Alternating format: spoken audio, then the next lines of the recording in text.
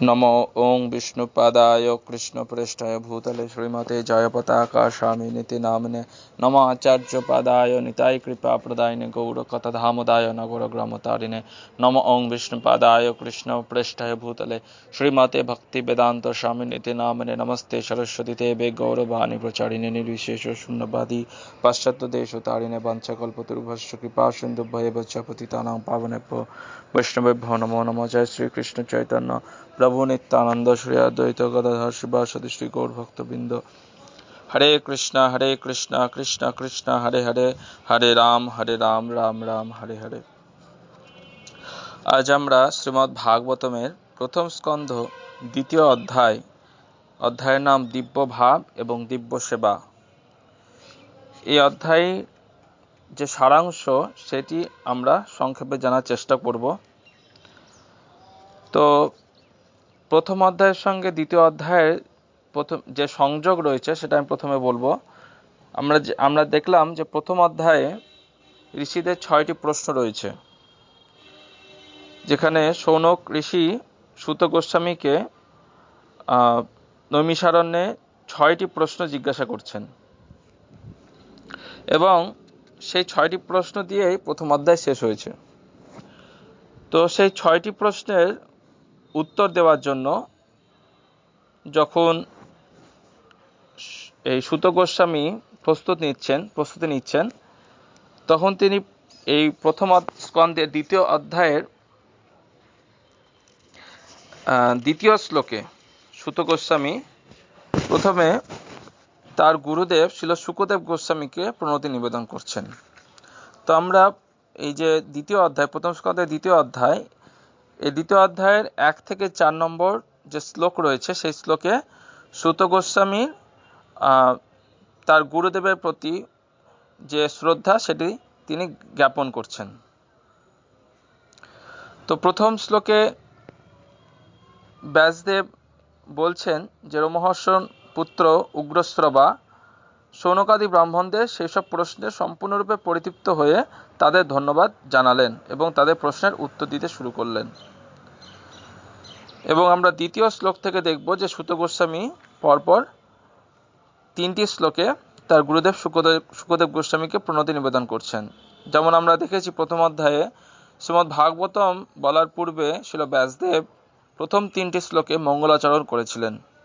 তো যে কোনো শুভ কার্য বা যে কোনো মহান কার্য সম্পাদনের আগে গুরুদেব এবং ভগবানকে স্মরণ করতে হয় এবং তাদের প্রণতি জানাতে হয়, তাদের থেকে আশীর্বাদ ভিক্ষা করতে হয়। তো এটি হচ্ছে মঙ্গলাচরণের উদ্দেশ্য, যাতে করে আমরা যে কোনো মঙ্গল কার্যে সিদ্ধিলাভ করতে পারি। তো দ্বিতীয় শ্লোকে, প্রথম স্কন্ধের দ্বিতীয় অধ্যায় দ্বিতীয় শ্লোকে সুত গোস্বামী বলছেন যে শুকদেব গোস্বামীর মহিমা কীর্তন করছেন, যে কিভাবে শুকদেব গোস্বামী তার পিতা ব্যাসদেবের থেকে দূরে চলে যাচ্ছিলেন এবং তখন তার পিতৃদেব অর্থাৎ ব্যাসদেব তার পুত্রের বিরহ কাতরে তাকে আহ্বান জানিয়েছিলেন। এবং তৃতীয় যে শ্লোক রয়েছে সেই শ্লোকটা অত্যন্ত গুরুত্বপূর্ণ। আমি শ্লোকটা একবার উচ্চারণ করব। যস্বানুভাবম অখিল শ্রুতিসারমেকম অধ্যাত্মদীপম অতিতীর্ষতাং তম অন্ধম সংসারিণাং করুণয়া অহো পুরাণ গুহ্যম তং ব্যাসসূনুম উপয়ামি গুরু মুনীনাম। তো এই শ্লোকটা এই কারণে গুরুত্বপূর্ণ, কারণ এই শ্লোকে সুত গোস্বামী তার গুরুদেব শুকদেব গোস্বামীকে এবং শ্রীমদ্ ভাগবতমকে একসঙ্গে নমস্কার জানিয়েছেন। আমরা এই শ্লোকটা যদি বিশ্লেষণ করি তাহলে দেখতে পাবো যে এখানে একটি কথা রয়েছে আধ্যাত্ম দীপম।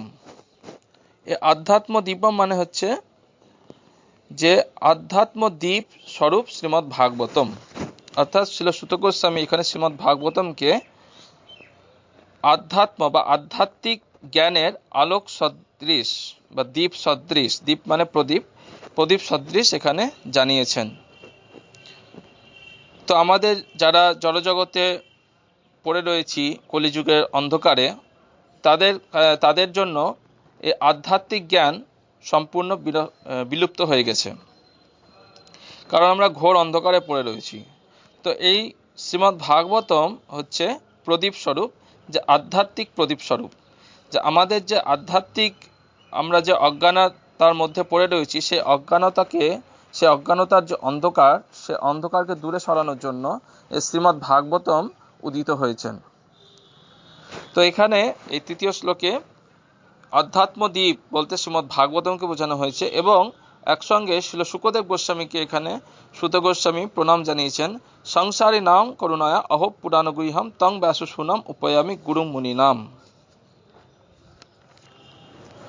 অর্থাৎ যে এই সংসারে যারা হচ্ছে জড়জগতের বন্ধনে আবদ্ধ মানুষ, তাদের প্রতি অহৈতুকী করুণার বশবর্তী হয়ে এই ব্যাসদেবের পুত্র শ্রীল শুকদেব গোস্বামী অর্থাৎ আমার গুরুদেব এই অত্যন্ত গোপনীয় মহাপুরাণ শ্রীমদ্ ভাগবতম বর্ণনা করেছিলেন। তো এইভাবে শ্রীল সুত গোস্বামী এই শ্লোকের মাধ্যমে একসঙ্গে শ্রীমদ্ ভাগবতম এবং শ্রীল শুকদেব গোস্বামীর গুণমহিমা কীর্তন করছেন, তাকে প্রণতি নিবেদন করছেন।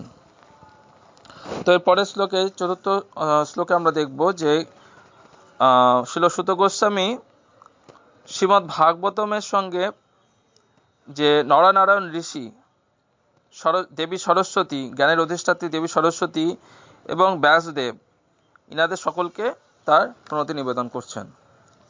তো এই হলো সুত গোস্বামীর যে প্রার্থনা, যে উত্তরগুলো তিনি দিবেন, যে প্রথম স্কন্ধের প্রথম অধ্যায় 6টি প্রশ্ন, ঋষিদের 6টি প্রশ্নের যে উত্তর দিবেন তিনি, তার আগে তিনি এই 4টি শ্লোকের মাধ্যমে তার প্রার্থনা নিবেদন করলেন। এবং পঞ্চম শ্লোকে আমরা দেখব যে সুত গোস্বামী কিভাবে ঋষিদের প্রশ্নগুলির গুণকীর্তন করেছেন। যে তিনি বলছেন যে আপনাদের এই প্রশ্নগুলো অত্যন্ত উত্তম। যে এই কেন উত্তম না, এগুলি জগতের সমস্ত মানুষের পরম মঙ্গল সাধন করবে, কারণ এগুলি হচ্ছে কৃষ্ণ সম্বন্ধীয় প্রশ্ন, ভগবান সম্বন্ধীয় প্রশ্ন আপনারা করেছেন। তো দেখুন, আমরা এই জড়জগতে অনেকে অনেক রকম প্রশ্ন করি আমাদের বিভিন্ন কার্যক্ষেত্রে, কি ব্যবসা, কি চাকরি, কি পড়াশোনা, জীবনের বিভিন্ন সময় আমরা আমাদের ঊর্ধ্বতন কর্তৃপক্ষকে নানা রকম প্রশ্ন করি। তো সেই সমস্ত প্রশ্নগুলি আমাদের কিন্তু জড়জগৎ বন্ধন থেকে মুক্ত করবে না, কারণ সেগুলি কৃষ্ণ বিষয়ক প্রশ্ন নয়। কিন্তু প্রথম স্কন্ধে প্রথম অধ্যায়ে ঋষিরা যে 6টি প্রশ্ন করেছিলেন, সেগুলি হচ্ছে সবগুলি কৃষ্ণ বিষয়ক প্রশ্ন। তাই এখানে সুত গোস্বামী ঋষিদের প্রশ্নগুলিকে পরম মঙ্গলময় প্রশ্ন বলে জানিয়েছেন। যেখানে শ্লোকে বলছেন ভবদ্ভির লোক মঙ্গলম, যে আপনাদের এই সমস্ত প্রশ্নগুলি জগতের মঙ্গল সাধন করবে।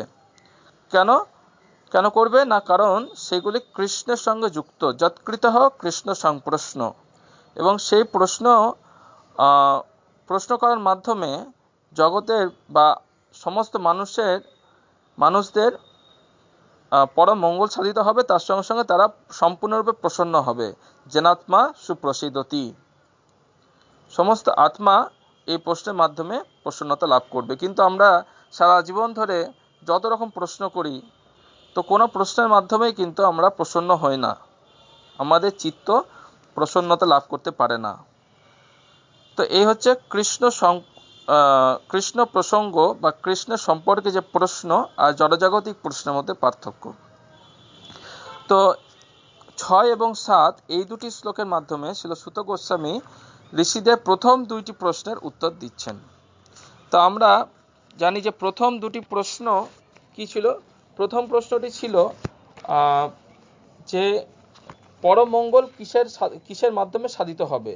যে আমরা যদি দেখি যে প্রথম স্কন্ধের প্রথম অধ্যায়ের 9 নম্বর শ্লোক, সেই 9 নম্বর শ্লোকে প্রথম প্রশ্ন করা হয়েছিল যে হে আয়ুষ্মান, আপনি জনসাধারণের পরম মঙ্গল কিভাবে সাধিত হয় তা সহজবদ্ধভাবে আমাদের কাছে শোনান।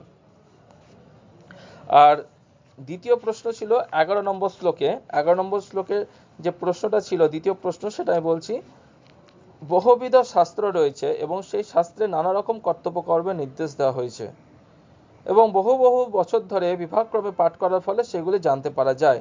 তাই হে মহর্ষি, আপনি দয়া করে সেই সমস্ত শাস্ত্রের সারমর্ম সমস্ত জীবের মঙ্গলের জন্য বিশ্লেষণ করে শোনান, যাতে করে তাদের হৃদয় সম্পূর্ণরূপে সুপ্রসন্ন হতে পারে। তো আমরা এখন এই দুটো প্রশ্নের উত্তর এখানে কিভাবে সুত গোস্বামী দিচ্ছেন সেটি দেখব। তো প্রথম প্রশ্নের উত্তর এখানে 6 নম্বর শ্লোকে দেওয়া হয়েছে। তো 6 নম্বর শ্লোকটা আমাদের জন্য খুব গুরুত্বপূর্ণ। আমি উচ্চারণ করব 6 নম্বর শ্লোকটি। প্রথম স্কন্ধে 2য় অধ্যায় 6 নম্বর শ্লোক। সবাই পংসাং পর ধর্ম যত ভক্তির অধক সজে অহৈতুক্য অপ্রতিহতা জয়াত্মা সুপ্রসিদতি। তো এইটা হচ্ছে প্রথম প্রশ্নের উত্তর।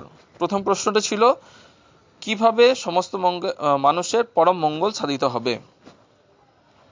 তো এখানে এই যে শ্লোকটা বলা হয়েছে, এই শ্লোকের অনুবাদে বলা হচ্ছে সবাই পংসাং পর ধর্ম, সমস্ত মানুষের পরম ধর্ম হচ্ছে সেই ধর্ম যার দ্বারা ইন্দ্রিয়জাত জ্ঞানের অতীত শ্রীকৃষ্ণের অহৈতুকী এবং অপ্রতিহতা ভক্তি লাভ করা যায়। তো এখানে একটি কথা ব্যবহার করা হয়েছে ভক্তির অধঃসজে। তো কার প্রতি ভক্তি করতে হবে না, অধঃসজের প্রতি ভক্তি করতে হবে। তো অধঃসজ বলতে তাকে বোঝানো হয় যাকে আমরা আমাদের জড় ইন্দ্রিয় দ্বারা উপলব্ধি করতে পারি না, যিনি আমাদের ইন্দ্রিয় লব্ধ জ্ঞানের অতীত, অর্থাৎ শ্রী বিষ্ণু বা শ্রীকৃষ্ণ। অর্থাৎ সে অধঃসজ ভগবান শ্রীকৃষ্ণে যখন আমরা অহৈতুকী এবং অপ্রতিহত ভক্তি অনুশীলন করব, তখন সেই ভক্তি বলে অনর্থ নিবৃত্তি হবে এবং আত্মা যথার্থ প্রসন্নতা লাভ করবে। তো এখানে আরেকটি কথা বলা হয়েছে অহৈতুকী অপ্রতিহতা জয়াত্মা সুপ্রসিদতি। তা আমরা যতক্ষণ জড়জাগতিক কামনা বাসনা নিয়ে ভগবানের প্রতি ভক্তি অনুশীলন করব, কৃষ্ণ ভক্তি অনুশীলন করব, আমাদের কিন্তু আত্মা প্রসন্নতা লাভ করতে পারবে না।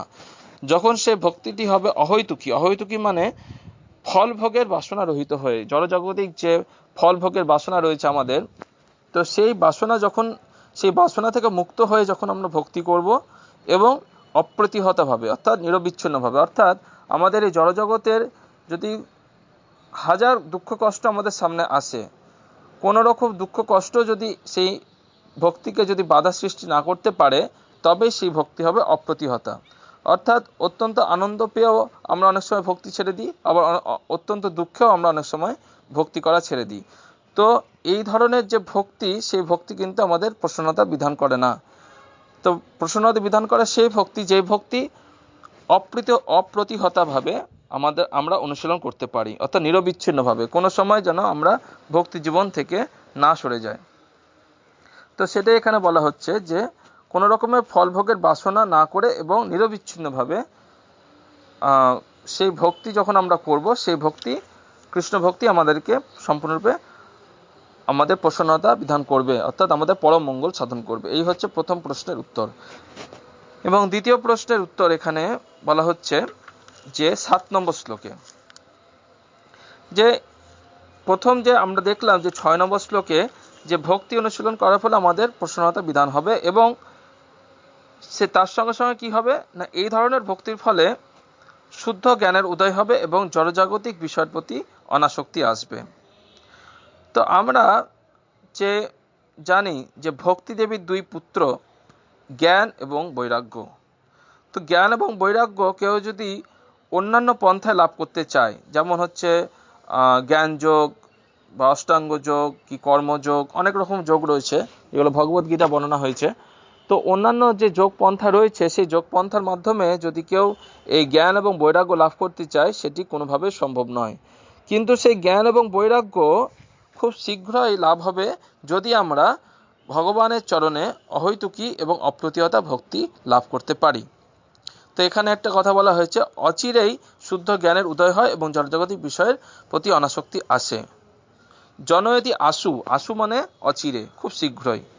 তো এই 7 নম্বর শ্লোকে, প্রথম স্কন্ধে 2য় অধ্যায় 7 নম্বর শ্লোকে এখানে জনয়তি আশু কথাটা ব্যবহার করা হয়েছে। জনয়তি মানে উৎপাদন করে এবং আশু মানে খুব শীঘ্রই বা অচিরে। অর্থাৎ এই ধরনের ভক্তি, যে ধরনের ভক্তি আমরা 6 নম্বর শ্লোকে জানলাম যে অহৈতুকী এবং অপ্রতিহতা, সেই ধরনের ভক্তি খুব শীঘ্রই তার এই ভক্তের হৃদয়ে জড়জাগতিক বিষয়ের প্রতি বিরক্তি সৃষ্টি করবে, অর্থাৎ বৈরাগ্য আনবে এবং চিন্ময় জ্ঞান এই আমাদের হৃদয়ে চিন্ময় জ্ঞানের উদয় হবে। তো এই হচ্ছে 7 নম্বর শ্লোক। এরপরে 8 থেকে 10 নম্বর শ্লোক। এই 8 থেকে 10 নম্বর শ্লোকে আমরা দেখব যে কিভাবে বর্ণাশ্রম ধর্ম এবং বর্ণাশ্রম ধর্মের যে চরম লক্ষ্য সেটি প্রতিপন্ন হয়েছে।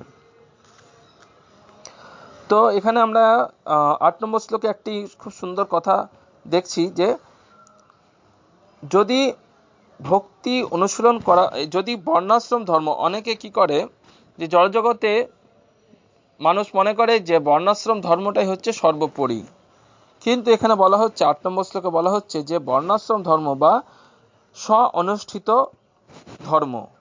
তো স্ব-অনুষ্ঠিত ধর্ম মানে কি না, নিজের নিজের অবস্থা অনুসারে যে ধর্ম, অর্থাৎ যে ব্রাহ্মণ সে ব্রাহ্মণের ধর্ম অনুসরণ করে, যে ক্ষত্রিয় সে ক্ষত্রিয় ধর্ম অনুসরণ করে, যে বৈশ্য যে শূদ্র সে তার নিজের নিজের ধর্ম অনুসরণ করে। তো এটাকে বলা হচ্ছে স্ব-অনুষ্ঠিত, অর্থাৎ ব্যক্তিগত অবস্থা অনুসারে যে ধর্ম, সেটাই হচ্ছে বর্ণাশ্রম ধর্ম।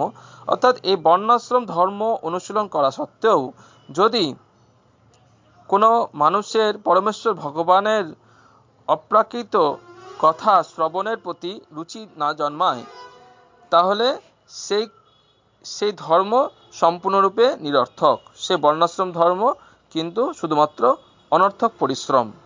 তো এখানে বলা হচ্ছে ন উৎপাদয়ে যদি রতিম শ্রম এবহি কেবলম। যদি এই ধরনের বর্ণাশ্রম ধর্ম অনুশীলন করা সত্ত্বেও যদি কৃষ্ণের কথার প্রতি রুচি না জন্মায়, তাহলে সেই ধর্ম শুধুমাত্র পরিশ্রম মাত্র। শ্রম এবহি কেবলম, শ্রম মানে পরিশ্রম, হি মানে অবশ্যই, কেবলম মানে সম্পূর্ণরূপে, অর্থাৎ সেই ধরনের বর্ণাশ্রম ধর্ম শুধুমাত্র পরিশ্রমই হচ্ছে, তাতে কোনো লাভ হচ্ছে না।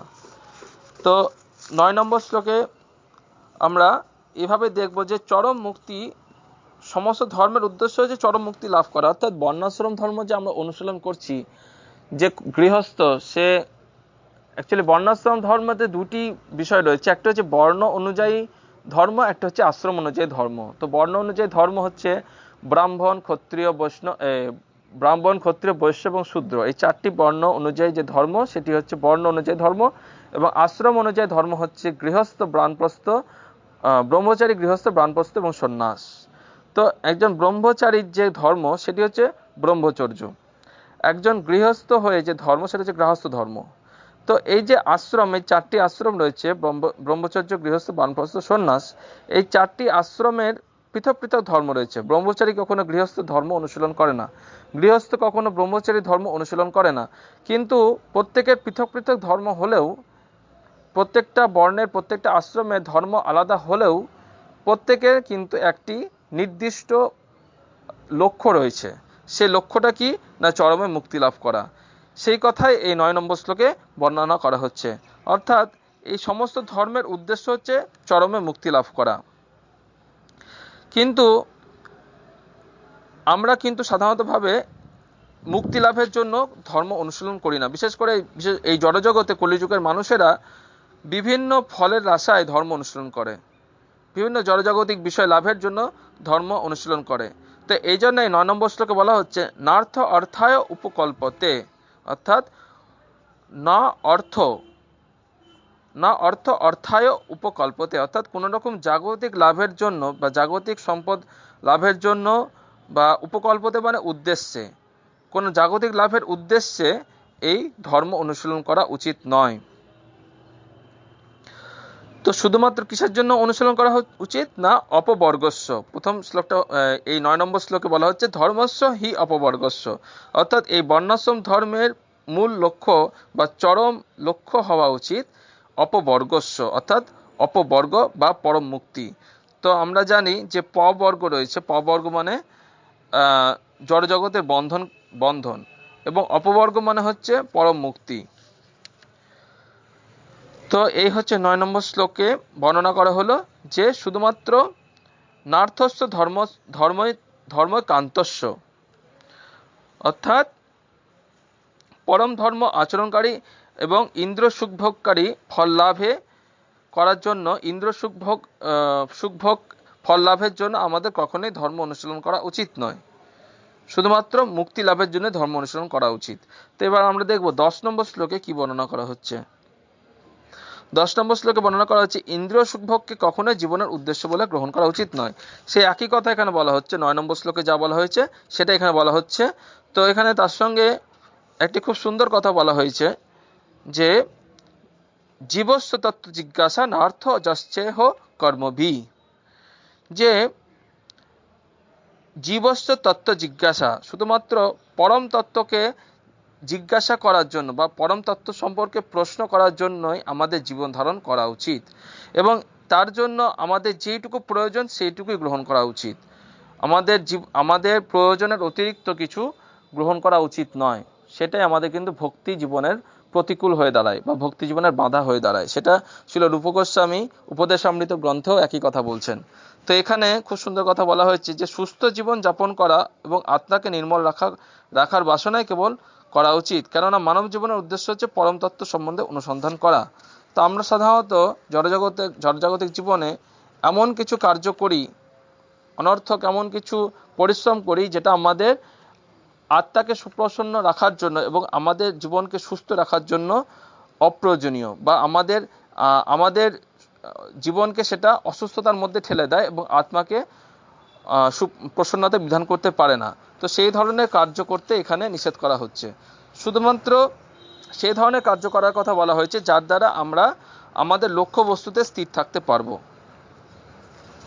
তো এই গেল 8 থেকে 10 নম্বর শ্লোক। এই 8 থেকে 10 নম্বর শ্লোকে আমাদের যে বর্ণাশ্রম ধর্ম বা আমাদের যে অনুষ্ঠিত আমাদের যে নিজস্ব ধর্ম, নিজে নিজে বর্ণ এবং আশ্রম অনুযায়ী সেই ধর্মের যে লক্ষ্য, যে চরম লক্ষ্য, সেটা কিভাবে সাধন করা যায় সেটা এখানে বর্ণনা করা হলো। এবং আমরা 11 নম্বর শ্লোকে দেখব যে পরম সত্যের 3টি যে বৈশিষ্ট্য বা 3টি যে প্রকাশ, সেই 3টি প্রকাশ কি কি সেগুলি আমরা এখন দেখব। যে পরম সত্যের 3টি প্রকাশ হচ্ছে ব্রহ্ম, পরমাত্মা এবং ভগবান। ব্রহ্মেতি পরমাত্মেতি ভগবান ইতি শব্দতে। তো এই যে তত্ত্ববস্তু বা পরম সত্য, যে পরম সত্য সম্পর্কে এতক্ষণ আলোচনা করা হলো, যার প্রতি ভক্তি অনুশীলন করার কথা বলা হচ্ছে, সে পরম সত্য হচ্ছে ত্রিবিধ সংজ্ঞায় সংজ্ঞায়িত করা হয়। একটি হচ্ছে ব্রহ্ম মানে ব্রহ্মজ্যোতি, যেটি হচ্ছে ভগবান কৃষ্ণের দেহ নির্গত রশ্মি 6টা।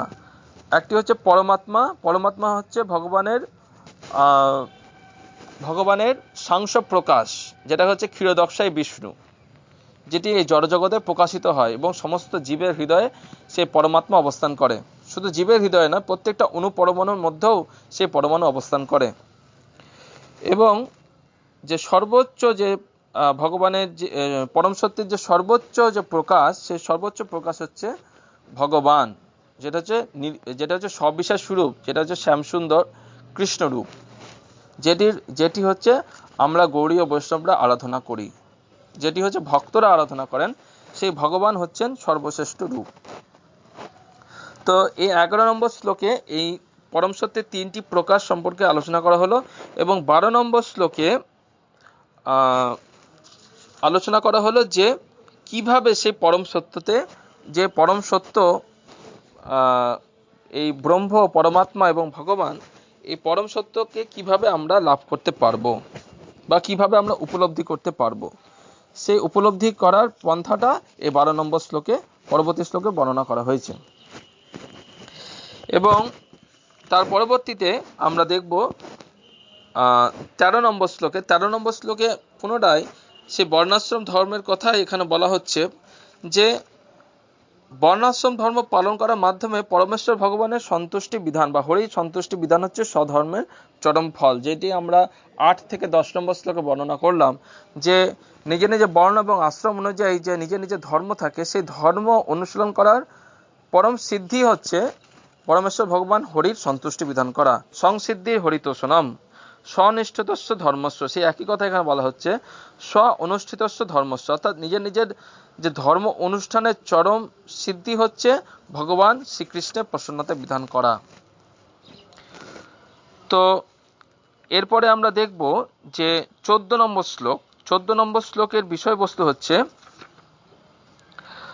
শুধুমাত্র ভগবানের কথা শ্রবণ করার মাধ্যমে, ভগবানের মহিমা শ্রবণ করার মাধ্যমে, কীর্তন করার মাধ্যমে, স্মরণ করার মাধ্যমে কিন্তু আমরা তার আরাধনা করতে পারি এবং সেই আরাধনাটাই আমাদের করা উচিত।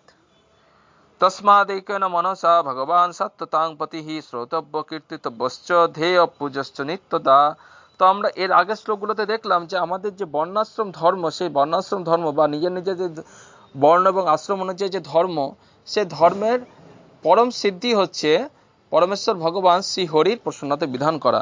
সে প্রসন্নতা বিধান করার উপায় কি, উপায়টা এখানে বর্ণনা করা হচ্ছে। কেউ যদি একাগ্র চিত্তে নিরন্তর তসমাদ একেন, তসমাদ মানে অতএব, এতক্ষণ যে আলোচনা করা হলো তার সিদ্ধান্ত স্বরূপ এখানে সূত গোস্বামী বলছেন অতএব। অতএব একাগ্র চিত্তে, একেন মানে একাগ্র, মনসা মানে চিত্তে, অর্থাৎ একাগ্র চিত্তে পরমেশ্বর ভগবানের মহিমা শ্রবণ, শ্রোতব্য, শ্রোতব্য মানে শ্রবণ করা, কীর্তিতব্য, কীর্তিতব্য মানে কীর্তন করা, এবং স্মরণ, স্মরণ মানে ধেয়, ধেয় মানে হচ্ছে স্মরণ করা। তো এখানে আর চারটি কথা বলা হচ্ছে, চারটি কথা হচ্ছে শ্রোতব্য, কীর্তিতব্য, ধেয় এবং পূজস্য। পূজস্য মানে পূজা করা। অর্থাৎ এই চার রকম ভাবে আমরা যদি নিরন্তর, এখানে নিত্যদা কথা বলা হচ্ছে, নিত্যদা মানে সর্বক্ষণ, আমরা যদি সর্বক্ষণ একাগ্র চিত্তে পরমেশ্বর ভগবানের এইভাবে ধ্যান করি বা পূজা করি, তার কথা শ্রবণ করি, তার কথা কীর্তন করি, তাহলে কিন্তু আমাদের যে জীবনের পরম সিদ্ধি, হরিকে সন্তুষ্টি বিধান করা, হরে যে কৃষ্ণকে সন্তুষ্টি বিধান করা, সেটি আমরা করতে পারবো। তো এই পরবর্তী শ্লোকে 15 নম্বর শ্লোকে এখানে বর্ণনা করা হচ্ছে যে ভগবানের কথার কি মহিমা রয়েছে। যে পরমেশ্বর ভগবানের যে কথা, সে কথা কিন্তু জ্ঞানী পুরুষদের কর্মবন্ধন ছেদন করে। যে যারা হচ্ছে যুগ যুগ ধরে জ্ঞানযোগী, যারা বহুদিন ধরে জ্ঞান অনুশীলন করছে, জ্ঞানের মার্গ, জ্ঞানের পন্থা অনুসরণ করছে, তাদের কিন্তু কর্মবন্ধন ছিন্ন হয় না জ্ঞানের মাধ্যমে। জ্ঞানযোগ অনুশীলনের মাধ্যমে কিন্তু কখনো কর্মবন্ধন ছিন্ন হয় না। কর্মবন্ধন ছিন্ন করতে গেলে, অর্থাৎ এই জড়জগতে আমরা যে 84 লক্ষ জীবজনী রয়েছে, এই জীবজনীর মধ্যে যে ভ্রমণ করছি, প্রতিটা জন্মে আমরা যে কর্ম করছি, আমাদের যে সকাম কর্ম করছি, এই সকাম কর্মের ফলে আমাদের একটা জড় বন্ধন সৃষ্টি হয়। সেই বন্ধন বা সে গাঁট কখনো কিন্তু ছিন্ন হয় না যদি না আমরা ভগবানের কথা শ্রবণ করি। তো সেই কথা এখানে 15 নম্বর শ্লোকে বলা হয়েছে। তো 16 থেকে 21 নম্বর শ্লোকে ভক্তির বিভিন্ন স্তর সম্পর্কে বর্ণনা করা হবে। তো এই যে 15 নম্বর শ্লোক পর্যন্ত আমরা দেখলাম যে এখানে প্রতিপন্ন হলো যে ভক্তি করা কেন গুরুত্বপূর্ণ। ভক্তি করার মাধ্যমে আমাদের যে জড় বন্ধন বা আমাদের কর্মবন্ধন, সেটা ছিন্ন হবে। এবং এই 16 থেকে 21 নম্বর শ্লোকে এখন আমরা দেখব যে ভক্তির যে বিভিন্ন স্তর রয়েছে, যেটা রূপ গোস্বামী ভক্তি রসামৃত সিন্ধু গ্রন্থে বর্ণনা করেছেন। যে আদৌ শ্রদ্ধা তত সাধুসঙ্গ, প্রথমে হচ্ছে শ্রদ্ধা, তারপর সাধুসঙ্গ, তারপর ভজনক্রিয়া, অনর্থ নিবৃত্তি, তারপরে হচ্ছে নিষ্ঠা, তারপর রুচি, তারপর আসক্তি, তারপর ভাব, তারপর প্রেম। তো এই যে 9টি স্তর রয়েছে, তো এটি ছিল রূপ গোস্বামী ভক্তি রসামৃত সিন্ধু গ্রন্থে খুব সুন্দরভাবে ব্যাখ্যা করেছেন। তো সেই 9টি স্তর কিভাবে আমরা লাভ করতে পারবো, সেইটি এখানে কিন্তু বর্ণনা করা হচ্ছে 16 থেকে 21 নম্বর শ্লোকে। তো এটি হচ্ছে কৃষ্ণ ভক্তি অনুশীলনের পর্যায়ক্রমিক স্তর।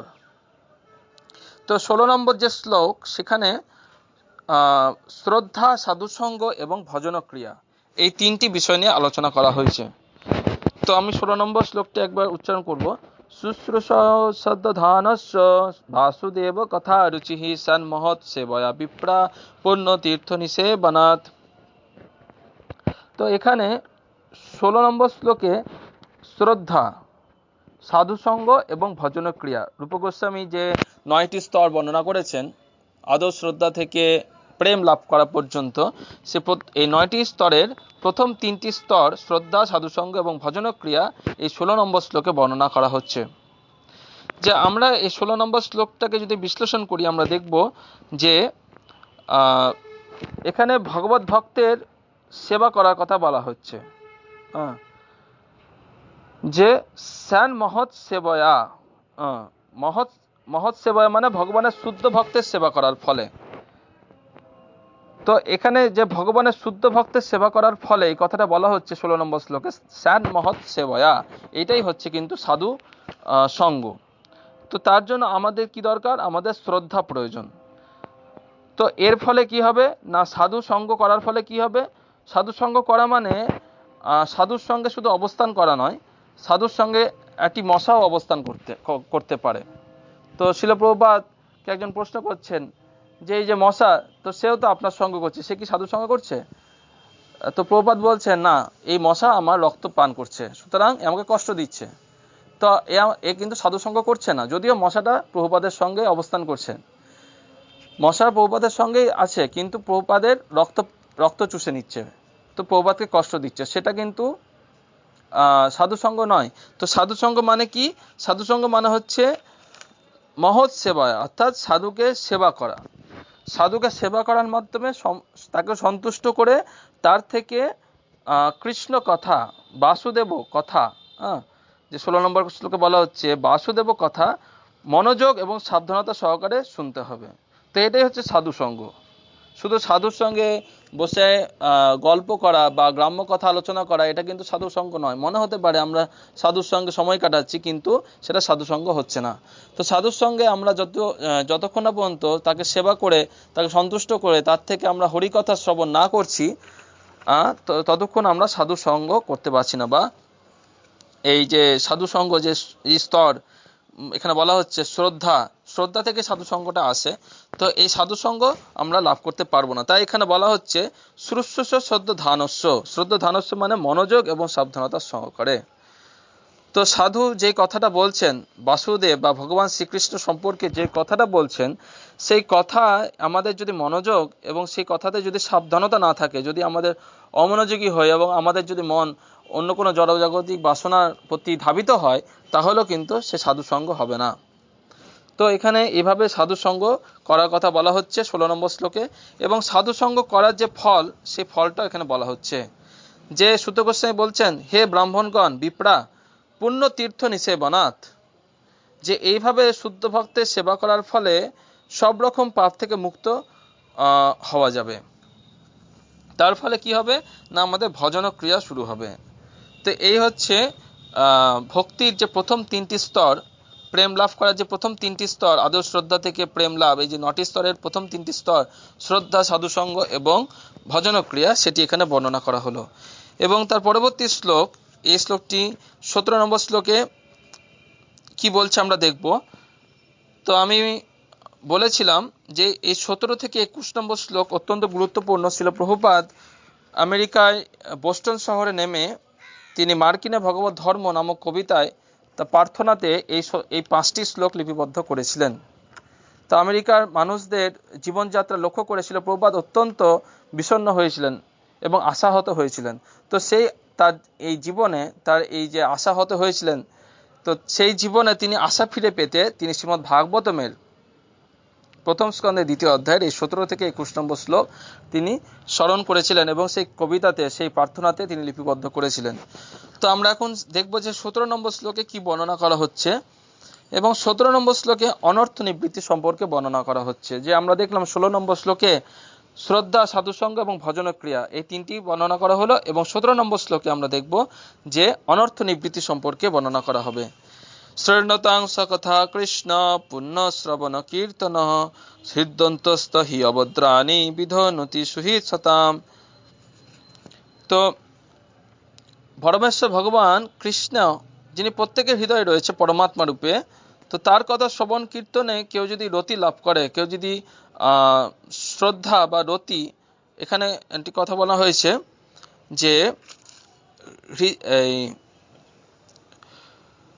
হৃদয় অন্তস্থ, যেটা হচ্ছে আমি বললাম একটু আগে অনর্থ নিবৃত্তি। অনর্থ নিবৃত্তি মানে কি, আমাদের হৃদয়ে যে সমস্ত অনর্থ রয়েছে, কাম, ক্রোধ, লোভ, মদ, মোহ, মাৎসর্য, এই ধরনের যে ষড়রিপু রয়েছে, আমাদের যে আরো যে অনর্থ রয়েছে, হিংসা, বৈষ্ণবকে দেখে ঈর্ষা করা, তো এই ধরনের যে অনর্থ, যেগুলি আমাদের ভক্তি জীবনের বাধা স্বরূপ, লাভ, পূজা, প্রতিষ্ঠা, কনক কামিনী প্রতিষ্ঠা করার যে আশা, স্ত্রী সঙ্গ করার প্রতি যে প্রবৃত্তি, ধন সম্পত্তি বাড়ানোর বা সেগুলোকে প্রতিপত্তি, নিজেদের জড়জাগতিক প্রতিপত্তি বাড়ানোর যে আমাদের অভিলাষ, সেই অভিলাষগুলোকে এখানে এক কথায় অভদ্রের সঙ্গে তুলনা করা হচ্ছে। অভদ্রাণী হৃদন্তস্থ হি অভদ্রাণী, সেই যে অনর্থগুলো রয়েছে আমাদের হৃদয়ে, যেগুলো আমাদের ভক্তি জীবনের বাধা, সেই বাধাগুলো দূরীভূত হবে কিসের মাধ্যমে? না পরমেশ্বর ভগবান শ্রীকৃষ্ণের পূর্ণ শ্রবণ, পূর্ণ কথা, অর্থাৎ সেই কথা পরমেশ্বর ভগবানের কথা শ্রবণ করার মাধ্যমে।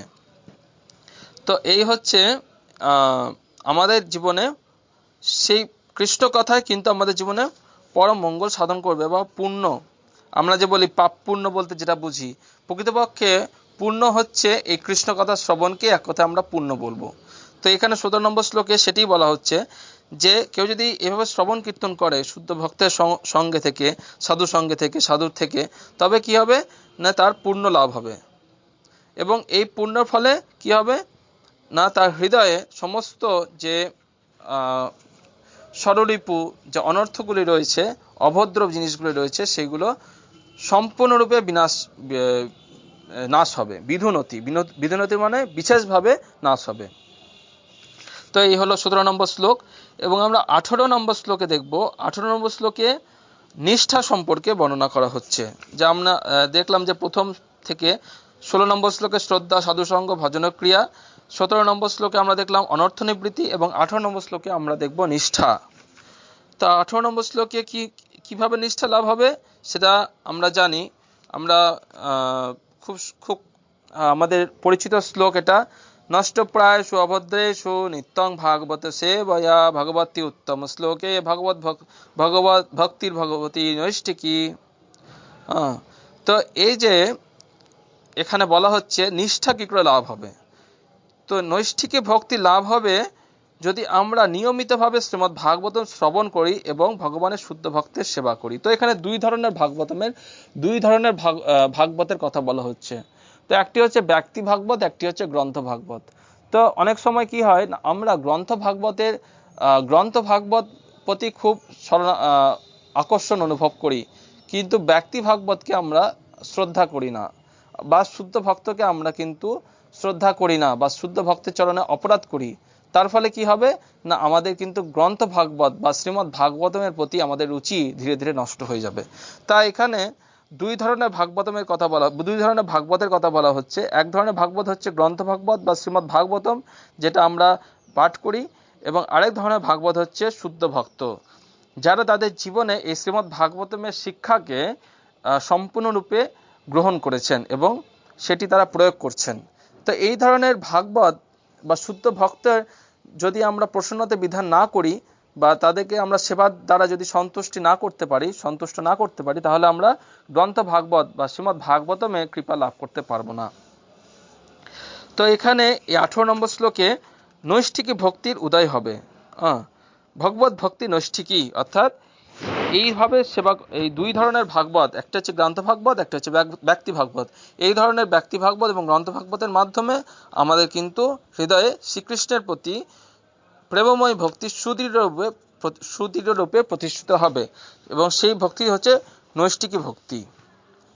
এবং আমরা পরবর্তী শ্লোকে দেখব 19 নম্বর শ্লোকে রুচি সম্পর্কে বর্ণনা করা হচ্ছে।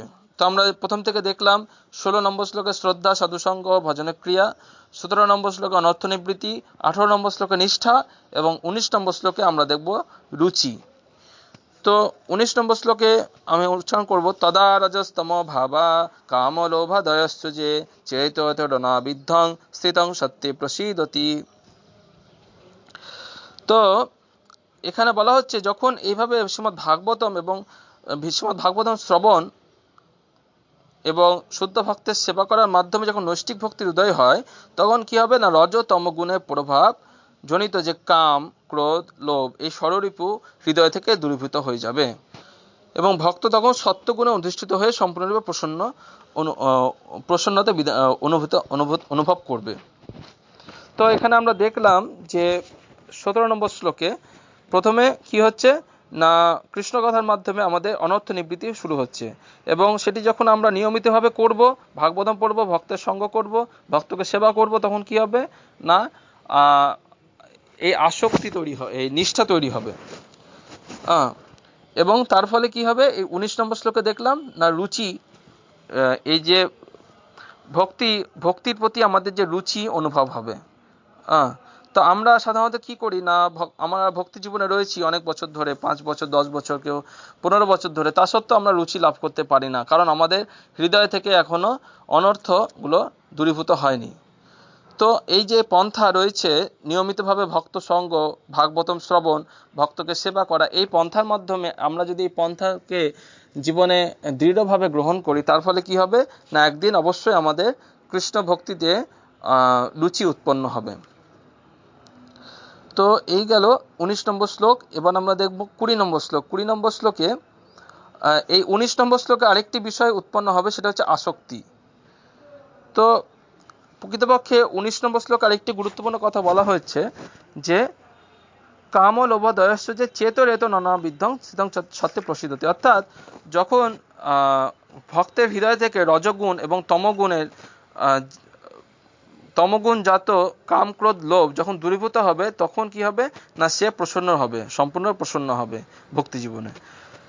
তো এখানে একটি জিনিস পরিষ্কার যে আমরা যখন কাম ক্রোধ লোভ অর্থাৎ রজগুণ এবং তমগুণ, যার থেকে এই কাম ক্রোধ উৎপন্ন হয়, এই রজগুণ এবং তমগুণ থেকে যখন আমরা উত্তীর্ণ হব বা যখন মুক্ত হব, তখন আমরা আমাদের প্রসন্নতা বিধান হবে। আমরা যে প্রথমে আমরা যে শ্লোকটা পেয়েছি, সবাই পুংসাম পরো ধর্ম যত ভক্তির অদক্ষজে, তো সেই শ্লোকেও আমরা দেখলাম যে 6 নম্বর শ্লোকে আমরা দেখলাম যে প্রসন্নতা বিধান হবে অহৈতুকী অপ্রতিহত ভক্তির মাধ্যমে। তো সেই কথা এখানে বলা হচ্ছে, যদি আমরা এইভাবে নিয়মিতভাবে ভক্তি অনুসরণ করি, তাহলে আমাদের কিন্তু রজতম গুণের প্রভাবজাত যে কাম ক্রোধ লোভ দূরীভূত হবে, তখন আমরা স্থিতং সত্যে প্রসিদ্ধতি, আমরা তখন সত্যগুণে স্থিরভাবে থাকতে পারবো। তো তার ফলে আমরা কিন্তু সম্পূর্ণরূপে আমরা প্রসন্নতা অনুভব করব ভক্তি জীবনে। তো সেইটাই হচ্ছে কিন্তু নিষ্ঠা এবং আসক্তি। তো এই আমরা যখন ভক্তি জীবনে প্রসন্নতা অনুভব করব, তখন সেটাই হচ্ছে আমাদের রুচি এবং আসক্তির লক্ষণ। তো 18 নম্বর শ্লোকে আমরা দেখলাম কি করে নিষ্ঠা উৎপন্ন হবে, এবং 19 নম্বর শ্লোকে আমরা দেখলাম কিভাবে সত্যগুণে সম্পূর্ণরূপে স্থিত হয়ে রুচি এবং আসক্তি লাভ হবে। তো এবার 20 নম্বর শ্লোকে আমরা দেখব ভাব এবং প্রেম কিভাবে জাগরিত হবে। এবং প্রসন্ন মনস ভগবত ভক্তি যোগত ভগবত তত্ত্ব বিজ্ঞানং মুক্ত সঙ্গস্য জায়তে।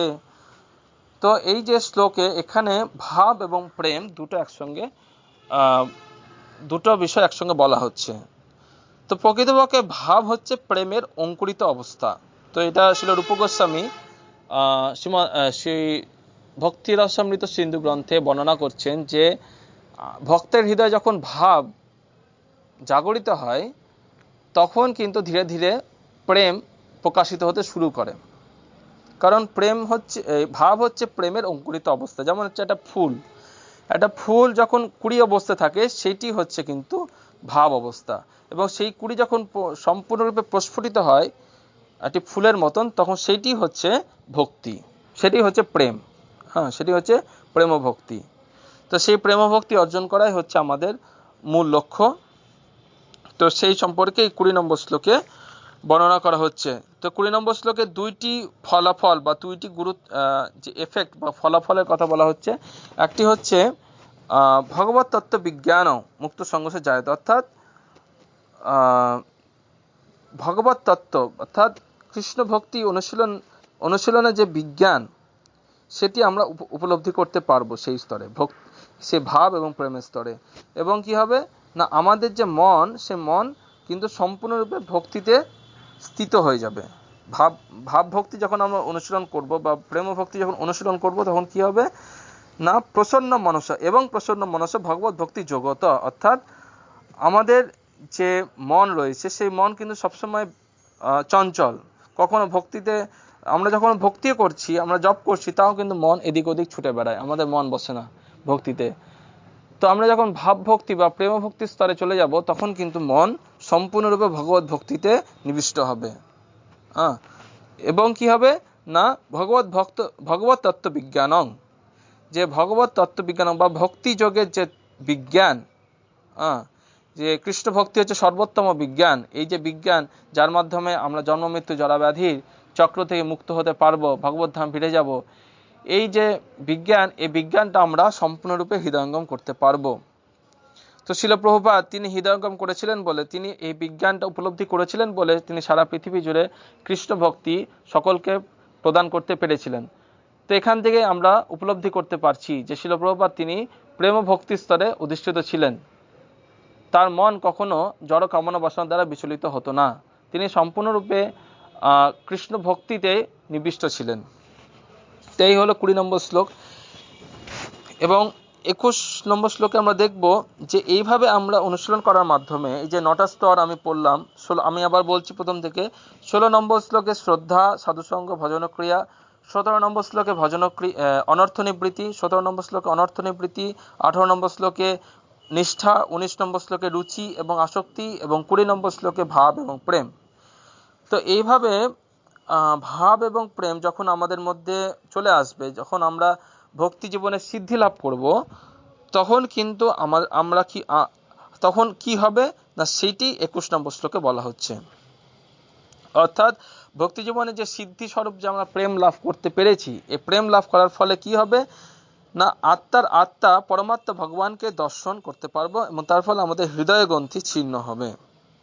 আমাদের যে অহংকার রয়েছে, এই অহংকারের মাধ্যমে আমরা যে জড়জগতের সঙ্গে আমরা আটকে রয়েছি, এই অহংকার রূপী যে হৃদয় গ্রন্থি সেটি ছিন্ন হবে, এবং সমস্ত সংশয় দূর হবে।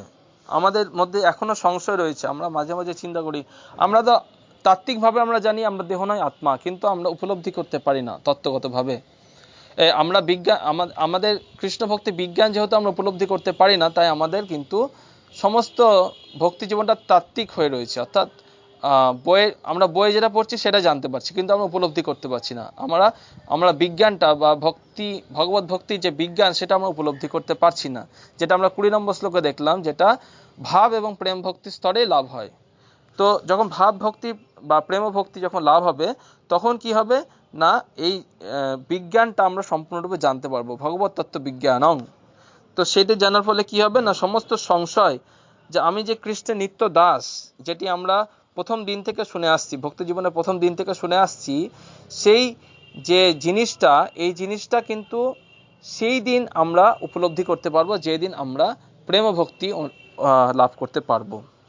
এবং যখন আমরা সেই বিষয়টা উপলব্ধি করতে পারবো যে আমি হচ্ছে কৃষ্ণের নিত্য দাস, আমি হচ্ছে সমস্ত বৈষ্ণবের দাসানুদাস, তখনই আমরা কিন্তু এই যে সংশয় থেকে আমরা মুক্ত হব। আমাদের মধ্যে যতক্ষণ পর্যন্ত ভাব প্রেম ভক্তি স্তরে যাচ্ছি, ততক্ষণ পর্যন্ত আমাদের কিন্তু সংশয় থেকে যাবে। অর্থাৎ আমাদের মধ্যে যতক্ষণ অনর্থগুলি রয়েছে, বলা হয় যে ভাব ভক্তির স্তর পর্যন্ত অনর্থ থাকে, সম্পূর্ণরূপে বিদূরিত হয় প্রেম ভক্তি স্তরে।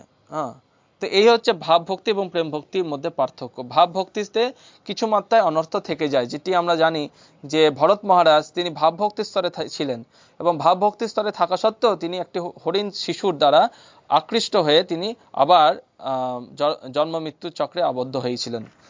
তো ভাব ভক্তি স্তরে থাকলেও আমাদের কিন্তু আবার পতন হতে পারে, কিন্তু আমরা যদি প্রেম ভক্তি স্তরে উত্তীর্ণ হই, তখন আমরা দেখব যে আমরা ভগবত তত্ত্ব বিজ্ঞানটা সম্পূর্ণরূপে উপলব্ধি করতে পারবো, এবং আমাদের যে সংশয় সেটি দূরীভূত হবে, এবং সমস্ত কর্মফল ক্ষয়প্রাপ্ত হবে। তো আমরা চিন্তা করি যে আমরা ভক্তি করছি, তা আমাদের কেন কষ্ট পেতে হচ্ছে। আমরা ভক্তি করছি এটা কোন স্তরে, সেটা আমাদের উপলব্ধি করতে হবে। এখানে 9টি স্তরে কথা বলা হচ্ছে, শ্রদ্ধা, সাধুসঙ্গ, ভজনক্রিয়া, অনর্থ নিবৃত্তি। তো আমরা এখন যে ভক্তি অনুশীলন করছি সেটা হচ্ছে ভজনক্রিয়া। যে ভজনক্রিয়াটা হচ্ছে, তার সঙ্গে সঙ্গে কি হচ্ছে না, অনর্থ নিবৃত্তি হচ্ছে। আমাদের যে ভজনক্রিয়া, আমরা যে ভক্তি করছি, তার সঙ্গে সঙ্গে অনর্থ নিবৃত্তি হচ্ছে। যে যেমন শুদ্ধ ভক্তি অনুশীলন করবে, সেইভাবে তার অনর্থ নিবৃত্ত হবে, অর্থাৎ অনর্থগুলো দূরীভূত হবে। তো সেইভাবে তার ধীরে ধীরে তার কর্মফলগুলি ক্ষয়প্রাপ্ত হবে। কিন্তু কেউ যদি সম্পূর্ণরূপে প্রেম লাভ করে, তখন তার কর্মফল সম্পূর্ণরূপে ক্ষয়প্রাপ্ত হবে, তার সমস্ত সংশয় দূরীভূত হবে, এবং তার হৃদয় গ্রন্থি ছিন্ন হবে। তো এই হলো 21 নম্বর শ্লোক। এবং 22 নম্বর শ্লোকে আমরা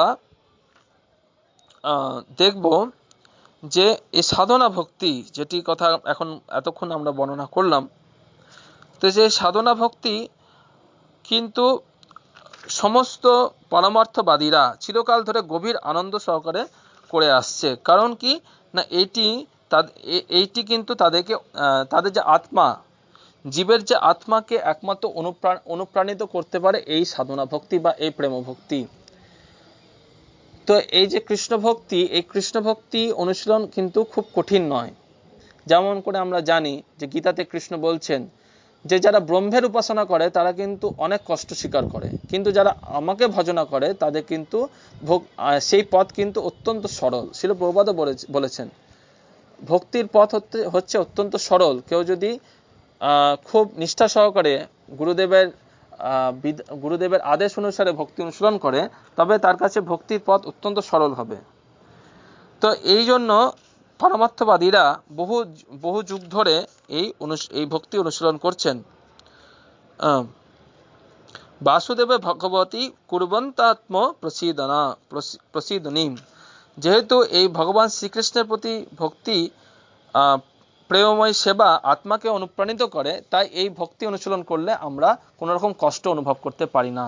যেমন আমরা দেখছি, যেমন আমাদের ভক্তি জীবনে অনেক রকম তপস্যা থাকে। সকালে ঘুম থেকে ওঠা, মঙ্গল আরতি করা, 16 মালা জপ করা, 4টে পাপকর্ম থেকে দূরে থাকা। তো জড়জগতের মানুষ যেখানে 4টে পাপকর্মে লিপ্ত, সেখানে আমরা 4টে পাপকর্ম থেকে দূরে আছি। তো তা সত্ত্বেও আমাদের কিন্তু কোনো কষ্ট হচ্ছে না, কারণ আমরা ভক্তি অনুশীলন করছি।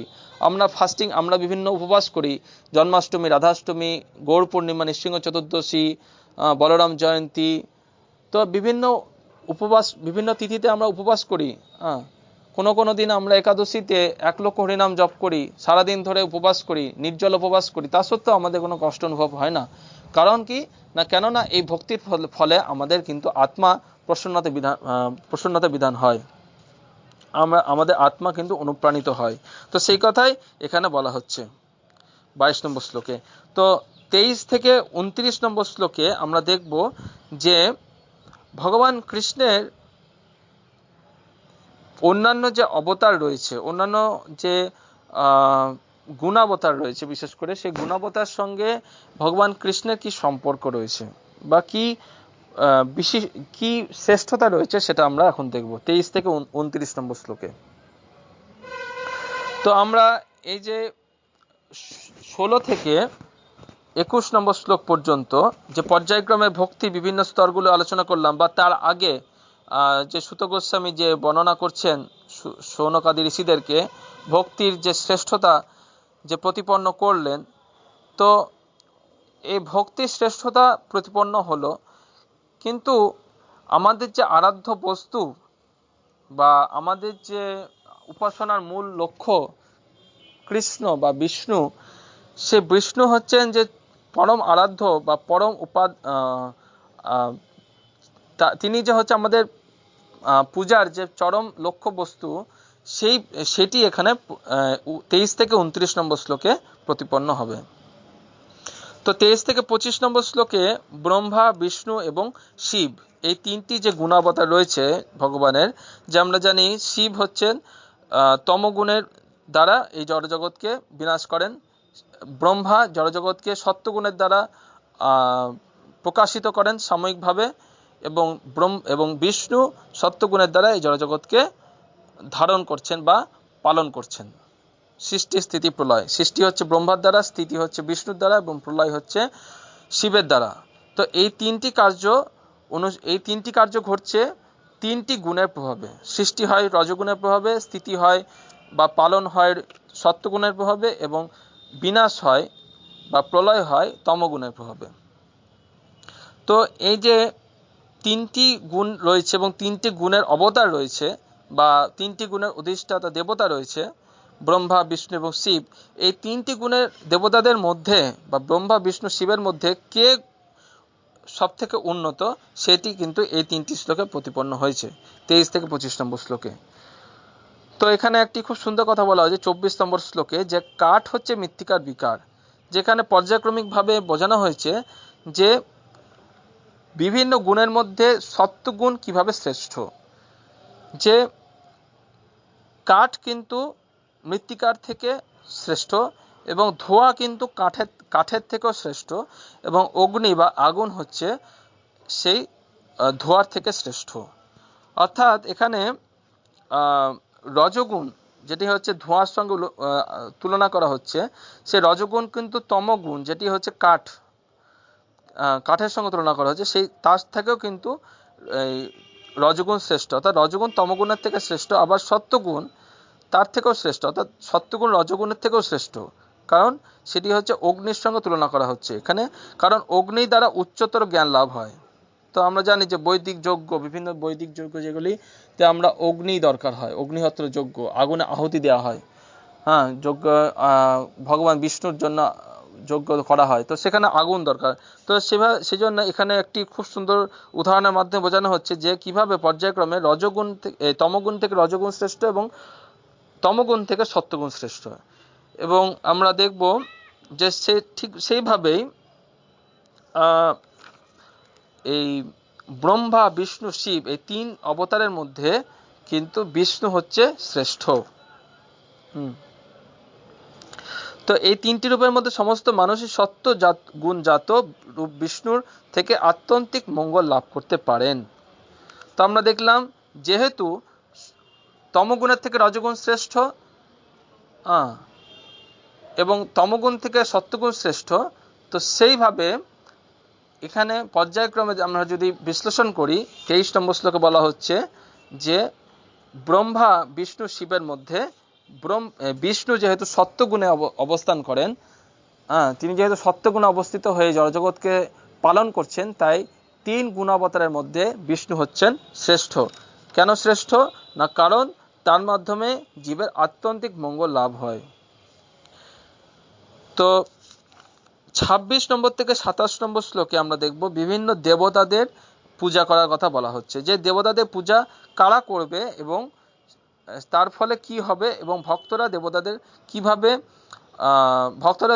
কিভাবে গ্রহণ করবে। তো আমরা 26 নম্বর শ্লোকে যদি আমরা দেখি, এখানে বলা হচ্ছে যে যারা হচ্ছে মুক্তি লাভের জন্য ঐকান্তিক আগ্রহী, অর্থাৎ ভক্তদের সম্পর্কে বলা হচ্ছে, তারা অবশ্যই সকলের প্রতি শ্রদ্ধাপরায়ণ হবে এবং সকলের প্রতি দেশ শূন্য হবে বা অসূয়া রহিত হবে। তো অসূয়া রহিত অনসূয়ব, এখানে কথা বলা হয়েছে খুব সুন্দর, অনসূয়ব, অসূয়া রহিত মানে দেশ শূন্য, কারোর প্রতি হিংসা করবে না এবং সকলের প্রতি শ্রদ্ধাপরায়ণ হবে। তো ভক্তরা কিন্তু অনেক সময় কালী, দুর্গা, বাইরের মানুষরা মনে করে যে ভক্তরা কালী, দুর্গা পূজা করে না, তারা তাদেরকে অশ্রদ্ধা করছে, কিন্তু তা নয়। ভক্তরা সকলকে শ্রদ্ধা করছে এবং দেবদেবীদেরকেও শ্রদ্ধা করছে ভগবানের দাস রূপে। কারো প্রতি ভক্তরা কিন্তু দেশপরায়ণ বা হিংসা পরায়ণ নয়। কিন্তু কি এখানে একটা খুব সুন্দর কথা বলা হচ্ছে যে ভক্তরা ভয়ঙ্কর আকৃতি বিশিষ্ট দেবতাদের বা দেবীদের কিন্তু আরাধনা করে না। তথাপি তারা ভয়ঙ্কর আকৃতি বিশিষ্ট দেবদেবীদের ত্যাগ করে কেবল পরমেশ্বর ভগবান শ্রী বিষ্ণু এবং তার অংশ অবতারদের নিত্য আনন্দময় রূপে আরাধনা করেন। তো আমরা যারা ভক্তি জীবনে রয়েছি, শিল প্রভুপাদের আশ্রয়ে রয়েছি, তারা কৃষ্ণকে আমাদের পরম আরাধ্য বলে জানি। চৈতন্য মহাপ্রভু হচ্ছেন আমাদের আরাধ্য বস্তু, কৃষ্ণ হচ্ছেন আমাদের আরাধ্য বস্তু, এবং কৃষ্ণের যারা অংশ, যারা কলা, যেমন হচ্ছে বলরাম, নৃসিংহদেব, রাম, বরাহ, কুর্ম আদি যত অবতার রয়েছে, সকলের জন্য আমরা কিন্তু আরাধনা করি, সকলের তিথিতে আমরা উপবাস করি, কিন্তু আমরা কোনো দেবদেবীর তিথিতে কিন্তু আমরা উপবাস করি না। তো এটি আমাদের এখানে শিক্ষা দিচ্ছে যে ভক্তরা কখনো কিন্তু ভয়ঙ্কর আকৃতি বিশিষ্ট দেবদেবীর পূজা করবে না, তারা দেবদেবীদের ত্যাগ করে কেবল পরমেশ্বর ভগবানের শ্রী বিষ্ণু এবং তার অংশদের উপাসনা করবে। কিন্তু তা বলে এই নয় যে তারা দেবদেবীদেরকে ঘৃণা করে বা হিংসা করে, তারা দেবদেবীদেরকে শ্রদ্ধা করে এবং দেবদেবীদেরকে তারা ভগবানের দাস রূপে তাদেরকে শ্রদ্ধা করে, শুধু তাদেরকে পূজা করে না। তো সেটি এখানে বর্ণনা করা হলো এই 26 নম্বর শ্লোকে। এবং 27 নম্বর শ্লোকে আমরা দেখব যে কারা দেবদেবীর উপাসনা করে। তো এখানে বলা হচ্ছে, আমরা ভগবত গীতাতেও দেখেছি এরকম শ্লোক রয়েছে বিজ্ঞান যোগে, যে সেই একই কথা এখানে আমরা দেখবো শ্রীমদ্ ভাগবতমে প্রথম স্কন্ধে 2য় অধ্যায় 27 নম্বর শ্লোকে, যে যারা রজ তমগুণের অধীন তারা কিন্তু প্রজাপতি, ভূত, পিতৃদেব ইত্যাদিদের পূজা করে, কেননা তারা স্ত্রী, ঐশ্বর্য, শক্তি, সন্তান, সন্ততি আদি জড় বিষয় ভোগের বাসনার দ্বারা প্রভাবিত। তো এর পরবর্তীতে আমরা যে শ্লোকটা পাবো 28 এবং 29 গুরুত্বপূর্ণ। তো আমাদের মনে প্রশ্ন হতে পারে যে বেদে তো দেবদেবীদের পূজার কথা বলা হচ্ছে, তো আমরা কেন সেটা করব না? তো সেই প্রশ্নের ভিত্তিতে এখানে 28 এবং 29 নম্বর শ্লোকে বলা হচ্ছে যে বেদের কিন্তু পরম লক্ষ্য হচ্ছে কৃষ্ণ। বাসুদেব পরা বেদা 28 এবং 29 শ্লোকে খুব সুন্দরভাবে বর্ণনা করা হচ্ছে। বৈদিক শাস্ত্রে জ্ঞানের পরম উদ্দেশ্য হচ্ছে পরমেশ্বর ভগবান শ্রীকৃষ্ণ। তো বেদের চরম লক্ষ্য হচ্ছে কৃষ্ণ। বেদে কিন্তু দেবদেবীদের পূজা করার কথা বলা হলেও বেদে কিন্তু কৃষ্ণকেই সর্বতভাবে প্রতিপন্ন করা হচ্ছে চরম লক্ষ্য হিসাবে। তো সেই কথা কৃষ্ণ 15 নম্বর ভগবদ গীতার 15 নম্বর অধ্যায়ের 15 নম্বর শ্লোকে সে কথা বলছেন, বেদস্য সর্বর অহমেব বেদ্য। তো সেই কথা এখানে বর্ণনা করা হলো 28 এবং 29 নম্বর শ্লোকে। এবং এখানে আরো কয়েকটি কথা বলা হয়েছে যে সমস্ত যজ্ঞের লক্ষ্য হচ্ছে বিষ্ণু বা কৃষ্ণ। সমস্ত যোগ সাধনার হচ্ছে তাকে উপলব্ধি করার জন্য বা কৃষ্ণকে উপলব্ধি করার জন্য। এবং সমস্ত সকাম কর্মের চরম ফল তিনিই দান করেন, বাসুদেব দান করেন। পরম জ্ঞান এবং সমস্ত তপস্যার উদ্দেশ্য হচ্ছে তাকে জানা, অর্থাৎ বাসুদেবকে জানা, এবং তার প্রতি প্রেমের সেবায় যুক্ত হওয়াই হচ্ছে সমস্ত ধর্মের উদ্দেশ্য। তাই তিনি হচ্ছেন জীবনের পরম উদ্দেশ্য। তো এইভাবে এখানে প্রতিপন্ন করা হলো যে কেন কৃষ্ণ, কেন দেবদেবীদের থেকে দেবদেবীরা কেন জীবনের উদ্দেশ্য নয় এবং কেন কৃষ্ণ জীবনের পরম উদ্দেশ্য, সেটি এখানে প্রতিপন্ন করা হলো। এবং 30 থেকে 33 নম্বর শ্লোকে আমরা দেখব যে কিভাবে ভগবানের যে বিভিন্ন পুরুষ অবতার রয়েছে তাদের সম্পর্কে বর্ণনা করা হয়েছে। যে আমরা প্রথম স্কন্ধের প্রথম অধ্যায়ে আমরা 4 নম্বর শ্লোক দেখেছিলাম, 17 নম্বর শ্লোকটা, যে 4 নম্বর ঋষিদের যে 6টি প্রশ্ন ছিল, সেই 6টি প্রশ্নের মধ্যে 4 নম্বর প্রশ্নটা ছিল, সেটা আমি বলছি 4 নম্বর শ্লোকটা, যে তার অপ্রাকৃত কার্যকলাপ অত্যন্ত মহৎ এবং উদার। নারদ আদি মহান ঋষিরা তা কীর্তন করে, তা শ্রবণ করার জন্য আমরা অত্যন্ত আকুল। দয়া করে আপনি বিভিন্ন অবতারে তার বিভিন্ন লীলাবিলাসের কথা আমাদের বলুন। তো এইটি ছিল প্রথম স্কন্ধের প্রথম অধ্যায়ের 17 নম্বর শ্লোক, যেটি হচ্ছে ঋষিদের দ্বারা চতুর্থ প্রশ্ন। তো সেই সম্পর্কে এখানে উত্তর দেওয়া হচ্ছে। সুত গোস্বামী এখানে শৌনকাদি ঋষিদের সেই প্রশ্নের উত্তর দিচ্ছেন। তো আমি যখন বলেছিলাম 4 নম্বর প্রশ্ন, সেটি আমি বলেছিলাম যে এখানে বিশেষ করে পুরুষ অবতারের কথা বলা হচ্ছে। যে 4 নম্বর শ্লোকে বলা হলো যে বিভিন্ন অবতারের কথা বলুন। এই অবতার বলতে এখানে আচার্যরা বলছেন, গোস্বামীরা বলছেন, এটি বিশেষ করে পুরুষ অবতারের কথা বলা হচ্ছে। তাই এখানে 30, 31, 32 এবং 33 এই 4টি শ্লোকে আমরা পুরুষ অবতারের সম্পর্কে আমরা জানতে পারবো, যে কিভাবে পরমাত্মা সমস্ত জীবদের দেহে প্রবেশ করেন এবং সূক্ষ্ম মনের দ্বারা গুণগুলি প্রতিক্রিয়া ভোগ করান। এবং প্রথমে কি হয় না, প্রথমে কৃষ্ণ কারণদক্ষায় বিষ্ণু রূপে প্রকাশিত হন এবং তারপর সেখান থেকে গর্ভদক্ষায় বিষ্ণু এবং সেখান থেকে ক্ষীরদক্ষায় বিষ্ণু বা পরমাত্মা রূপে প্রকাশিত হন। তো সেই সম্পর্কে এই 4টি শ্লোকে 30, 31, 32, 33। তো 30 নম্বর শ্লোকে কারণদক্ষায় বিষ্ণু সম্পর্কে বলা হয়েছে, 31 নম্বর শ্লোকে গর্ভদক্ষায় বিষ্ণু এবং ক্ষীরদক্ষায় বিষ্ণু সম্পর্কে বলা হয়েছে। তো আমরা জানি যে ব্রহ্মাণ্ড সৃষ্টির পরে, সমস্ত জলব্রহ্মাণ্ড সৃষ্টির পরে প্রতিটি ব্রহ্মাণ্ডে গর্ভদক্ষায় বিষ্ণু প্রবেশ করেন এবং তার নাভিপদ্ম থেকে ব্রহ্মার জন্ম হয়। এবং সে গর্ভদক্ষায় বিষ্ণুর প্রকাশ রূপে ক্ষীরদক্ষায় বিষ্ণু প্রত্যেকটা জীবের হৃদয়ে পরমাত্মা রূপে অবস্থান করেন। তো এই 32 নম্বর শ্লোকে পরমাত্মা সম্পর্কে বলা হচ্ছে এবং 33 নম্বর শ্লোকে কিন্তু পরমাত্মা সম্পর্কে বলা হচ্ছে। এবং শেষ যে শ্লোক এই প্রথম স্কন্ধের 2য় অধ্যায়ের যে শেষ শ্লোক 34 নম্বর শ্লোক, এই 34 নম্বর শ্লোকে ঋষিদের দ্বারা যে প্রশ্ন 6টি প্রশ্ন, সেই প্রশ্নের 3 নম্বর প্রশ্নের উত্তর এখানে দেওয়া হয়েছে। অর্থাৎ 3 নম্বর প্রশ্নটা কি ছিল না, 3 নম্বর প্রশ্নটা আমরা যদি দেখি যে প্রথম স্কন্ধের প্রথম অধ্যায় 12 নম্বর শ্লোকে কিন্তু সেই 3 নম্বর প্রশ্নটা করা হয়েছিল। তো সেই 3 নম্বর প্রশ্নটা ছিল, আপনি অবগত আছেন যে কি উদ্দেশ্যে পরমেশ্বর ভগবান বসুদেব পত্নী দেবকীর গর্ভে আবির্ভূত হয়েছিলেন। তো দেখুন, আমরা যে পর্যায়ক্রমে কিন্তু 6টি প্রশ্নের মধ্যে অনেকগুলি প্রশ্নের উত্তর এই দ্বিতীয় অধ্যায়ে জানতে পারলাম। তো প্রথমে আমরা কিন্তু 6 এবং 7 নম্বর শ্লোকে ঋষিদের দ্বারা যে প্রশ্ন, তার প্রথম 2টি প্রশ্নের উত্তর আমরা জানতে পারলাম। তো এখানে আমরা আবার তৃতীয় যে প্রশ্ন, যে কি কারণে দেবকী গর্ভে কৃষ্ণ আবির্ভূত হয়েছিলেন, সেই তৃতীয় প্রশ্নের উত্তর আমরা এই দ্বিতীয় অধ্যায়ের 34 নম্বর শ্লোকে জানবো। এবং এই চতুর্থ প্রশ্ন, পুরুষাবতারের সম্পর্কে যে প্রশ্ন করেছিলেন ঋষিরা, সেই সম্পর্কে আমরা 30 এবং 30, 31, 32, 33 এই 4টি শ্লোকে আমরা জানতে পারলাম। অর্থাৎ প্রথম স্কন্ধের প্রথম অধ্যায়ের যে ঋষিদের 6টি প্রশ্ন, সেই 6টি প্রশ্নের প্রথম 4টি প্রশ্নের উত্তর আমরা এই দ্বিতীয় অধ্যায়ে পেয়ে গেলাম। তো আমরা এখন দেখব যে তৃতীয় প্রশ্ন, যে ঋষিদের দ্বারা তৃতীয় প্রশ্ন, সেই তৃতীয় প্রশ্নের উত্তর কিভাবে এখানে দেওয়া হয়েছে।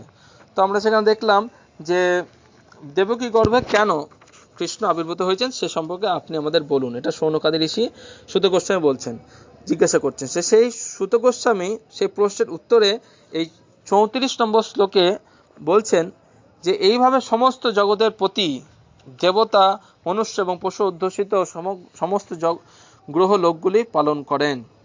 বিভিন্ন অবতারে তিনি তার লীলাবিলাস করে বিশুদ্ধ সত্ত্বেও অধিষ্ঠিত জীবসমূহদের উদ্ধার করেন। তো আমাদের প্রশ্নটা কি ছিল? প্রশ্নটা ছিল, আমি আরেকবার প্রশ্নটা বলছি। তৃতীয়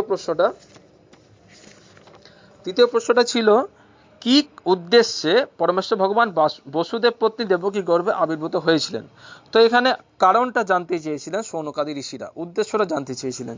তো সেই উদ্দেশ্যটা বলছেন এখানে সুত গোস্বামী, না জীবদেরকে বিশুদ্ধ সত্ত্বে অধিষ্ঠিত করার জন্য। তো এইটা খুব গুরুত্বপূর্ণ। তো কৃষ্ণ তিনি কিন্তু বিভিন্ন উদ্দেশ্য নিয়ে আসেন, যেটা গীতাতে বলছেন, পরিত্রাণায় সাধুনাং বিনাশায় চ দুষ্কৃতম ধর্ম সংস্থাপনার্থায় সম্ভবামি যুগে যুগে। কিন্তু তার মূল উদ্দেশ্য কি সেটা এখানে বলা হচ্ছে না, সমস্ত জীবদেরকে বিশুদ্ধ সত্ত্বে উত্তীর্ণ করা। তো এইটি হচ্ছে ভগবানের এই জড়জগতে অবতীর্ণ হওয়ার মূল কারণ, দেবকীর গর্ভে আবির্ভূত হওয়ার মূল কারণ বা মূল উদ্দেশ্য, যাতে করে মানুষ বা এই জীবেরা বিশুদ্ধ সত্ত্বে অধিষ্ঠিত হয়ে শুদ্ধ ভক্তি অনুশীলন করতে পারে। তো সেইটি মাথায় রেখে বা সেটিকে লক্ষ্য করেই কিন্তু ভগবান এই জড়জগতে আবির্ভূত হন। কারণ যতক্ষণ না পর্যন্ত জীব বিশুদ্ধ সত্ত্বে উত্তীর্ণ না হচ্ছে, ততক্ষণ না পর্যন্ত জীবের কিন্তু নৈষ্ঠিকী ভক্তি বা আসক্তি, ভক্তি জীবনে আসক্তি, রুচি, এইগুলো কিন্তু বর্ধিত হবে না, বা শুদ্ধ ভক্তি বা প্রেম ভক্তি লাভ হবে না, যেটি আমরা এই দ্বিতীয় অধ্যায়ের 17, 18, 19, 20 এই সমস্ত শ্লোকগুলোতে জানতে পেরেছি। তো কৃষ্ণ আবির্ভূত হন শুধুমাত্র জীবজগৎকে বিশুদ্ধ সত্ত্বে উত্তীর্ণ করার জন্য। অর্থাৎ কৃষ্ণের কৃপা ছাড়া কিন্তু আমরা কখনো রজ এবং তমগুণের প্রভাব কাটিয়ে বিশুদ্ধ সত্ত্বে আমরা উত্তীর্ণ হতে পারবো না। তো এই প্রসঙ্গে আমি আরেকটা কথা বলছি যে সত্যগুণ আর বিশুদ্ধ সত্য, এর মধ্যে কি পার্থক্য রয়েছে। তো আমরা তো জানি যে জড়জগতে 3টি প্রধান গুণ রয়েছে, সত্য, রজতম। তো এই 3টি গুণের ঊর্ধ্বে রয়েছে বিশুদ্ধ সত্য বা বসুদেব সত্য। তো যেই সত্য গুণে কিন্তু রজ এবং তমগুণ মিশ্রিত থাকে না। আমরা যে জড়জগতে যে সত্যগুণের কথা বলি, সত্য, রজতম, সেই সত্যগুণের মধ্যেও কিন্তু রজ তমগুণ মিশ্রিত থাকে। কিন্তু সেই সত্যগুণে শতকরা কিন্তু রজ তমগুণের ভাগটা কম থাকে।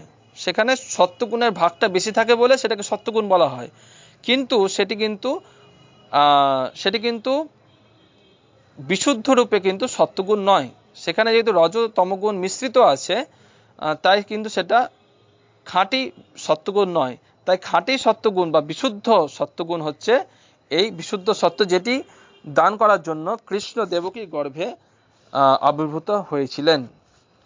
তো এইটি হচ্ছে শ্রীমদ্ ভাগবতমের প্রথম স্কন্ধের প্রথম অধ্যায়ের যে তৃতীয় শ্লোক, ঋষিদের দ্বারা যে ঋষিদের দ্বারা যে 6টি প্রশ্ন করা হয়েছিল প্রথম স্কন্ধের প্রথম অধ্যায়ের, সেই 6টি প্রশ্নের 3 নম্বর শ্লোকের উত্তর, যে কৃষ্ণ সমস্ত জীবজগৎকে বিশুদ্ধ সত্যে উত্তীর্ণ করার জন্য আবির্ভূত হয়েছেন। তো এখানে শ্রীল সুত গোস্বামী এই তৃতীয় প্রশ্নের উত্তরটা দিলেন, এবং আমরা এই প্রথম স্কন্ধ দ্বিতীয় অধ্যায়টা আমরা এখানে শেষ করলাম। এখানেই সুত গোস্বামী ঋষিদের যে চারটি প্রশ্ন, সেই 4টি প্রশ্নের উত্তর এই প্রথম স্কন্ধের দ্বিতীয় অধ্যায়ে দিলেন। তো এই হচ্ছে প্রথম স্কন্ধের দ্বিতীয় অধ্যায়ের সারাংশ।